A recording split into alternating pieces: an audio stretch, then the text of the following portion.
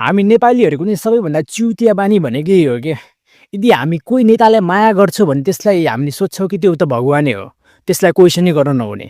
मैले हर्का साम्पाङजीको बारेमा एउटा भिडियो बनाएको थिएँ। त्यसमा मैले भनेको थिएँ कि हर्का साम्पाङजीको यो भनाइ किन नराम्रो हो भनेर। त्यो भिडियोमा मलाई हर्का साम्पाङजीको सपोर्टरहरूले आएर यसरी गाली गरेको चाहिँ हेर्नुहोस् न।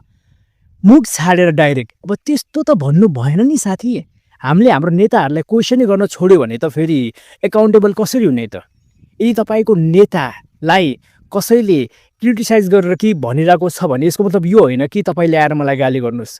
तपाईँलाई यदि त्यो कुरा ठिक लागेन भने तपाईँले मेरो कमेन्ट सेक्सनमा आएर राम्रोसँग भन्न सक्नुहुन्छ कि तपाईँको यो कुरा ठिक लागेन र किन ठिक लागेन भनेर तार्किक भएर मलाई जवाफ पनि दिन सक्नुहुन्छ। तर तपाईँले के गर्नुहुन्छ त? अरे डाइरेक्ट गाली। यो गर्नु हुँदैन है। यो चाहिँ बिल्कुल गर्नु हुँदैन। यसलाई बन्द गरिदिनुहोस्।